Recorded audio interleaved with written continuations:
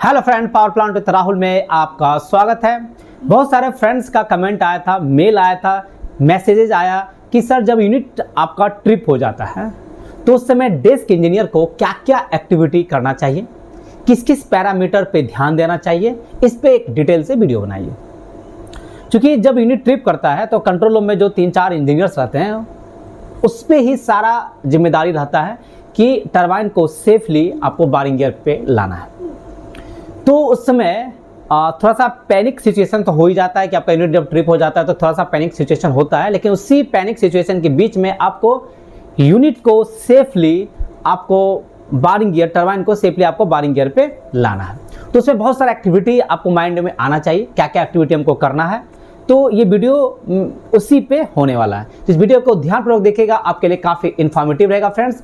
और जो भी फ्रेंड्स अभी तक मेंबरशिप नहीं लिए हैं तो मेंबरशिप लें। मेंबरशिप लेने से आपको मेरा व्हाट्सएप नंबर मिल जाएगा और पावर प्लांट से रिलेटेड अगर कुछ भी डाउट है तो आप मुझे मैसेज कीजिए, मैं आपको उसमें रिप्लाई दूंगा। तो आइए इस इंपॉर्टेंट टॉपिक को हम लोग स्टार्ट करते हैं।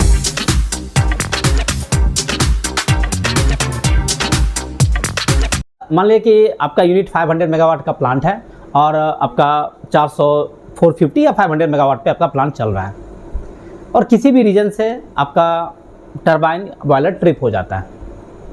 ओके, तो यूनिट का जो ट्रिपिंग जो होता है वो किसी भी रीजन से हो सकता है, चाहे आपका टरबाइन साइड से अगर कोई पैरामीटर डेविएट करे या बॉयलर साइड से कोई भी पैरामीटर अगर डेविएट करे, कोई इक्विपमेंट आपका ट्रिप हो जाता है। डेस्क इंजीनियर का इंपॉर्टेंट काम ये रहता है कि यूनिट को ट्रिपिंग से बचाना। आप क्या एक्शन लेते हैं ट्रिपिंग को बचाने के लिए, ये इम्पॉर्टेंट काम होता है कि आपको अगर पता चल जाता है और ट्रिपिंग से बचाने के लिए आप क्या क्या एक्टिविटी करते हैं, क्या क्या एक्शन लेते हैं, ये मेन काम होता है। ठीक है, आप एक्शन लेते हैं, इसके बावजूद भी ट्रिपिंग करता है तो दिक्कत नहीं है। मान लें कि आपका यूनिट ट्रिप हो गया, तो ट्रिपिंग होने के बाद आपको स्टेप क्या लेना है फ्रेंड। जैसे मान लें कि आपका यूनिट 500 मेगावाट पे चल रहा है, 3000 आरपीएम है, ठीक है, और आपका यूनिट ट्रिप हो जाता है। तो ट्रिपिंग के बाद देखिए आपको क्या करना है। सबसे पहले आपका जैसे ही यूनिट आपका ट्रिप करता है फ्रेंड, तो उसमें देखिएगा आपका थोड़ा वैक्यूम डिटोरिएट करता है। क्यों वैक्यूम डिटोरिएट करता है? कारण कि उस समय आपका टरबाइन का जो ग्लैंड सील स्टीम जो होता है वो सेल्फ चार्जिंग होता है अचानक आपका। और सेल्फ चार्जिंग में क्या होता है, आपका जनरली आपका CRH लाइन से लाइनअप भी आपका रहता है और आपका सेल्फ सीलिंग होता है उस समय। तो आपका जैसे टरबाइन ट्रिप करता है तो स्टीम का सप्लाई इनसाइड द टरबाइन आपका स्टॉप वाल्व क्लोज हो जाता है, कंट्रोल वाल्व का क्लोज हो जाता है, स्टीम का जो सप्लाई इनसाइड द टरबाइन आपका बंद हो जाता है। दूसरा है कि आपका एक तो सेल्फ सीलिंग बंद हुआ, साथ ही साथ क्या होता है कि आपका अगर 2 यूनिट है तो हम लोग क्या करते हैं, दोनों यूनिट का इंटरकनेक्शन के थ्रू चार्ज रखते हैं। PRDS इंटरकनेक्शन के थ्रू हम लोग दोनों यूनिट का क्या होता है, चार्ज रहता है। और अपना इंडिविजुअल भी हम लोग चार्ज करके रखते हैं थ्रू द CRH लाइन। आपका 2 प्रोविजन वहाँ पे PRDS में, एक आपका MS लाइन से आप चार्जिंग कर सकते हैं PRDS को, और एक आप CRH लाइन से भी चार्जिंग कर सकते हैं। नॉर्मली कंडीशन में हम लोग CRH लाइन से चार्ज करते हैं। तो दोनों यूनिट का अपना इंडिविजुअल लाइन भी चार्ज रहता है CRH लाइन से, और इंटरकनेक्शन के थ्रू भी चार्ज होता है। ठीक है, इंटरकनेक्शन वाल्व आपका ओपन रहता है। तो जैसे ही आपका यूनिट ट्रिप करता है तो सेल्फ सीलिंग तो स्टॉप, साथ ही साथ आपका CRH में जो स्टीम है वो भी आना बंद हो जाता है। तो आपका टरबाइन का जो ग्लैंड स्टीम प्रेशर है वो आपका डिक्रीज हो जाता है, निगेटिव चला जाता है, और उससे आपका क्या होता है कि वैक्यूम डिटोरिएट करता है। तो सबसे इंपॉर्टेंट टास्क लेना है फ्रेंड कि आपका gland seal steam, gland seal steam जो है, इसको आपको अगर दूसरा यूनिट है उससे आपको चार्ज कर लेना फटाक से। इसका अपना CRH लाइन को क्लोज कर दीजिए, ठीक है, और दूसरे यूनिट में तुरंत जाके उसका जो CRH लाइन का जो वाल्व है उस वाल्व को आप ओपन कर दीजिए, ताकि वहाँ से स्टीम आपका थ्रू इंटरकनेक्शन आपका टरबाइन को सीलिंग प्रोवाइड करें। ये आपको इंपॉर्टेंट काम कर लेना है। इसके बाद अपना यूनिट का जो यूनिट आपका ट्रिप करता है उसका जो भी ग्लैंड सील स्टीम में जो भी एटमॉस्फेरिक ड्रेन है वो जनरली आपका 8.5 मीटर पे रहता है, 17 मीटर पे रहता है। सारा एटमॉस्फेरिक ड्रेन को आपको ओपन कर लेना है। स्टीम ट्रैप लाइन तो ओपन रहता ही है, साथ साथ जो भी एटमॉस्फेरिक ड्रेन है 8.5 मीटर पे, 17 मीटर पे सबको ओपन करवा दीजिए, ताकि वहाँ से जो स्टीम दूसरे यूनिट के से PRDS से जो इंटरकनेक्शन के थ्रू जो स्टीम आए वो उसका प्रॉपर फ्लो हो, ताकि आपका स्टीम का टेम्परेचर मेंटेन रखना है। तो इंपॉर्टेंट टास्क फ्रेंड ये लेना है पहले कि आपको ग्लेन सील स्टीम का टेम्परेचर और प्रेशर आपको मेंटेन रखना है। 300 डिग्री सेल्सियस के आसपास ग्लेन सील स्टीम का टेम्परेचर आप मेंटेन कीजिए और प्रेशर आपका 200 से 300 mmWC के आसपास आप मेंटेन कीजिए। ठीक है, कैसे मेंटेन करना है फिर मैं आपको बता दिया कि आपको अगर एक और यूनिट है और उसके PRDS से इंटरकनेक्शन के थ्रू आप स्टीम को चार्ज कीजिए।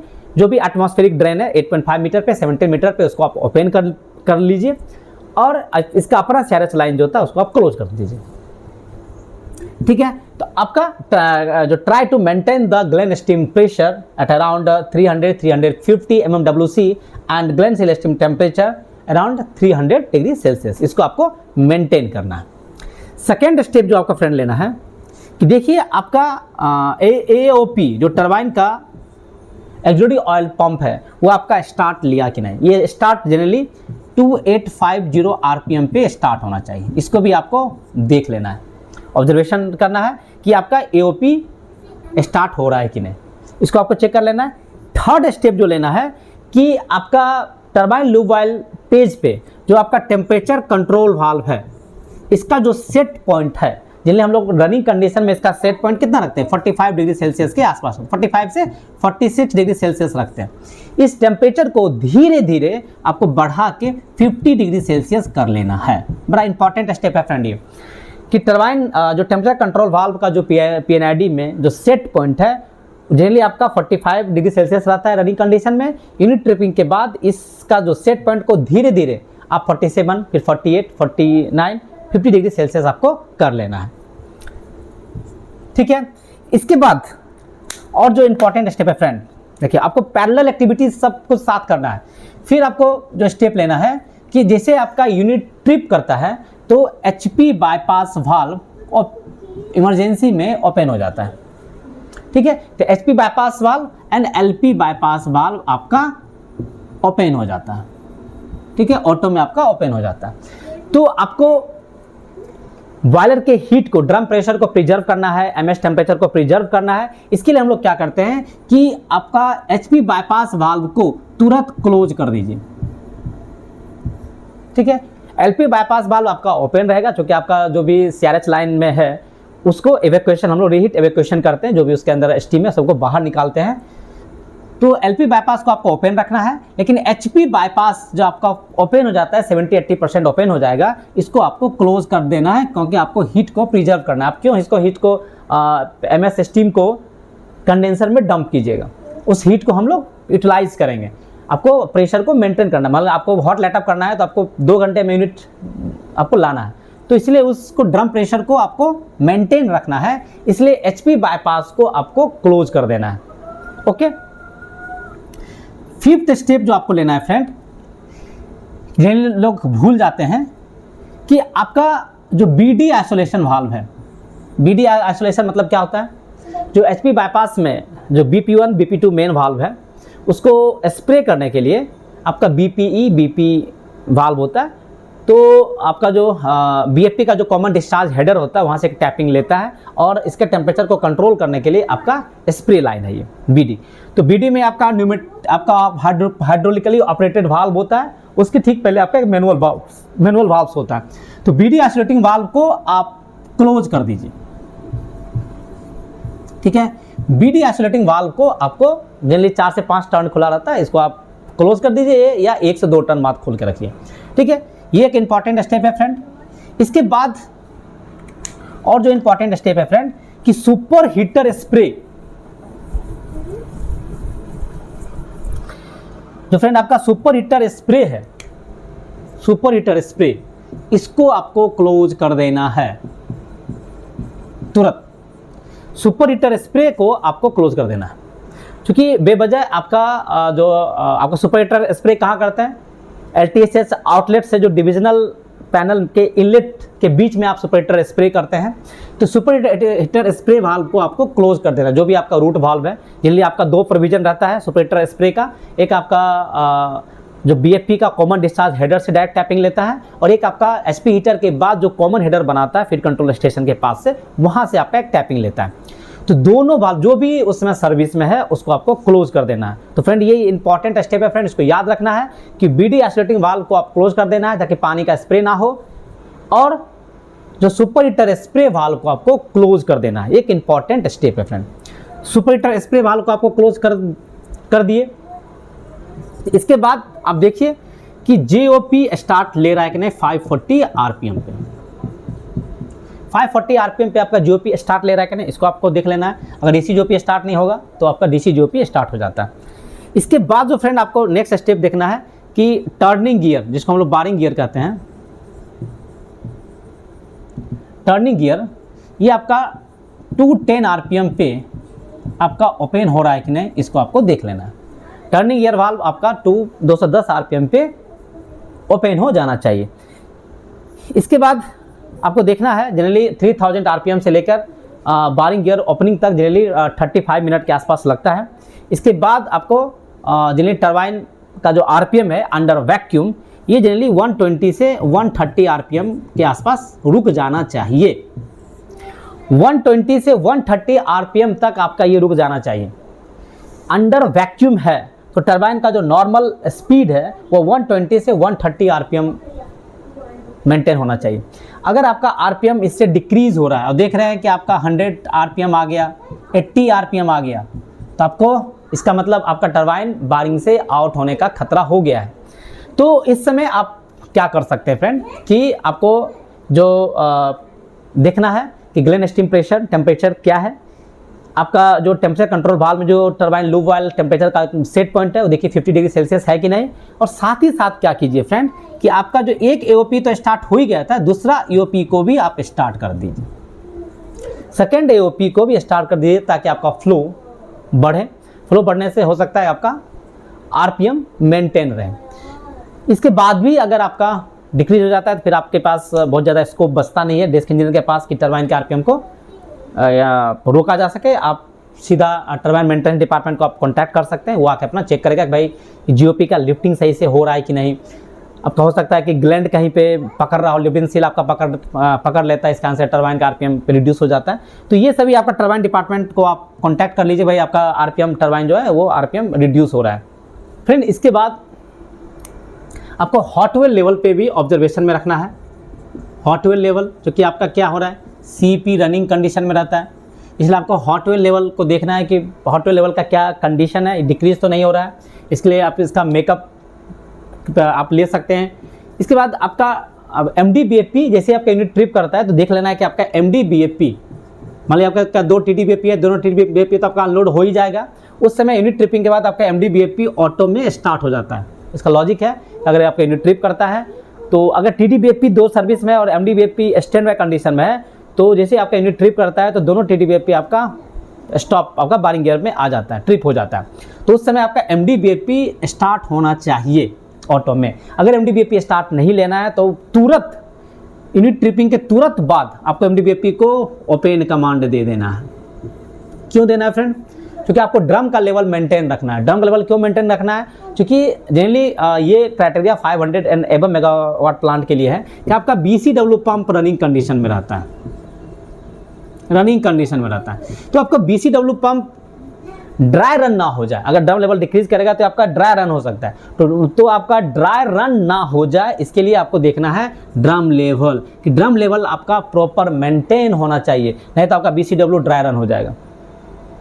तो BCW पंप देखना है फ्रेंड कि आपका BCW पंप रनिंग कंडीशन में है, इसके लिए आपको ड्रम लेवल को मेंटेन रखना है। इसके लिए आपको MD-BFP रनिंग कंडीशन ऑटो में स्टार्ट हो जाना चाहिए, ये आपको क्राइटेरिया रखना है। डिरेटर लेवल, डिरेटर लेवल जो है क्योंकि MD-BFP उसी से सक्शन लेता है तो डिरेटर लेवल को भी आपको नॉर्मल देख लेना है। तो यूनिट ट्रिप होने के बाद ये सारा स्टेप आपको कर लेना है, इसको देख लेना है। इसलिए ये 1 या 2 आदमी का काम नहीं, उसमें जब यूनिट ट्रिप करता है तो आपको बहुत सारा एक्टिविटी एक साथ करना पड़ता है। ऐसा नहीं कि एक एक्टिविटी की इसके बाद आपको दूसरा एक्टिविटी करना है। तो उसमें क्या होता है कि आपका 2-3 आदमी मिलके क्या होता है कि सारा पेज को एक बार आपको चेक कर लेना है। खास करके टरबाइन ग्लैंड सील स्टीम का आपको प्रेशर टेम्परेचर आपको एकदम मेंटेन करना है। 290 300 डिग्री सेल्सियस आपका स्टीम टेम्परेचर और ग्लेन स्टीम टेम्परेचर और ग्लेन सिलेस टेम्परेचर आपका 300 के आसपास मेंटेन रखना है। इसको तो एकदम इंपॉर्टेंट स्टेप है फ्रेंड, इसको आपको एकदम मेंटेन करना है। जहाँ पे मान लो कि एक ही यूनिट है, ये भी हो सकता है कि जहाँ पे इंटरकनेक्शन वाल्व नहीं है, दूसरा यूनिट नहीं है, एक ही यूनिट है, तो वहाँ पे आप MS लाइन से उसको फटाक से आप चार्ज कर लीजिए। आपका CRH लाइन में तो स्टीम नहीं है, लेकिन आपको MS लाइन से आप वहाँ पे कर सकते हैं, ठीक है।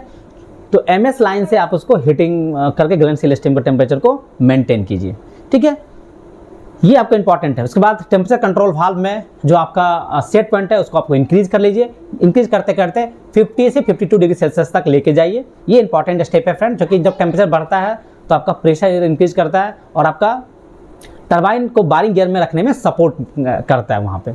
इसके बाद जो सुपर हीटर स्प्रे वाल्व है, जो जनरली लोग भूल जाता है, सुपर हीटर स्प्रे वाल्व को आपको इमीडिएट क्लोज कीजिए। BD आइसोलेटिंग वाल्व को आपको क्लोज करवा लीजिए, ठीक है, क्योंकि आपको CRH का डाउन स्ट्रीम टेम्परेचर भी आपको मेंटेन करना है और उसको डिक्रीज नहीं होने के लिए देना है, ठीक है। HP बाईपास वाल्व को आपको क्लोज कर देना, इंपॉर्टेंट है फ्रेंड। HP बाईपास वाल्व को आपको क्लोज कर लीजिए। LP बाईपास को आप ओपन रखिए, जो कि आपको हीट इवैक्यूएशन करना है, तो इसलिए उसको आपको क्लोज नहीं करना, उसको ओपन ही रखिए। गलती से भी वैक्यूम पंप आपको क्लोज नहीं करना है जब तक कि टरबाइन आपका बारिंग गियर में ना आ जाए। बारिंग गियर में आ जाए और बारिंग गियर पे स्पीड आपका जब तक होल्ड ना करे, वैक्यूम पंप बंद मत कीजिएगा। जब देखिए कि आपका बारिंग गियर पे होल्ड हो गया है, अब इसका RPM डिक्रीज नहीं हो रहा है, तभी आप वैक्यूम पंप को बंद कीजिए और धीरे धीरे वैक्यूम ब्रेकर को ओपन क्लोज करके, ऐसा नहीं कि ओपन कर दिए बस उसको क्लोज करना है, क्योंकि हमको धीरे धीरे वैक्यूम को डिटोरिएट करना है। क्यों ऐसा करते हैं धीरे धीरे वैक्यूम डिटोरिएशन? कि आपको देखना है कि आप वैक्यूम जब डिटोरिएट कर रहे हैं तो टरबाइन का RPM रिड्यूस भी हो रहा है। इसको आपको इंपॉर्टेंट देखना है कि अगर आपका वैक्यूम डिटोरिएट करने से टरबाइन का RPM अगर डिक्रीज कर रहा है तो आपको वैक्यूम डिटोरिएट नहीं करना है फ्रेंड। ग्लेन स्टीम को चार्ज रखना है, उसको आउट नहीं करना है। ग्लेन स्टीम विड्रॉ तभी करेंगे जब आपका वैक्यूम पंप बंद कर लेते हैं, वैक्यूम ब्रेकर ओपन करके कंडेंसर के अंदर जो वैक्यूम प्रेशर है वो जब तक आपका इंक्रीज होके 0.95 तक ना पहुंचे तब तक ग्लेन स्टीम सिस्टम को ड्रॉ नहीं करना है। क्योंकि आप ग्लेन स्टीम सिस्टम ड्रॉ करते हैं और अंडर द वैक्यूम तो आपका कोल्ड एटमॉस्फेरिक एयर लिब्रिन सेल के अंदर आएगा और आपका ग्लैंड को डैमेज कर सकता है। थर्मल स्ट्रेस क्रिएट होगा, आपका ग्लैंड पकड़ सकता है, आपका टरबाइन RPM रिड्यूस हो सकता है। तो ग्लेन स्टीम सिस्टम को विड्रॉ तभी करना है जब कंडेंसर का वैक्यूम प्रेशर 0.95 के आसपास आ जाता है। ये इंपॉर्टेंट स्टेप है फ्रेंड। ये सारा काम आपको करना है, डेस्क इंजीनियर को करना है, जो कि आपको बाहर से कोई भी हेल्प उसमें नहीं मिलता है। जो कि यूनिट आपको ट्रिप करता है तो आपको तुरंत 4-5 मिनट के अंदर ये सारा एक्टिविटी आपको कर लेना है। अगर इसमें से एक्टिविटी मिस होता है तो फिर वो उसका लॉन्ग टर्म इफेक्ट पड़ सकता है, टरबाइन में डैमेज हो सकता है, प्रॉब्लम क्रिएट हो सकता है और यूनिट को आप जल्दी रिज्यूम ऑन बार नहीं कर सकते हैं। तो ये सारा स्टेप को आपको याद रखना है और ये जनरली टीम वर्क का काम है फ्रेंड। 2-3 फ्रेंड अगर रहते हैं तो आसानी से आप ये कर सकते हैं। तो फ्रेंड इसके बाद अगर कुछ भी कन्फ्यूजन है तो जरूर आप कमेंट करें, मैं आपको उसमें रिप्लाई दूंगा। वीडियो अगर पसंद आया हो तो लाइक, सब्सक्राइब और शेयर करना ना भूलें। Thank you.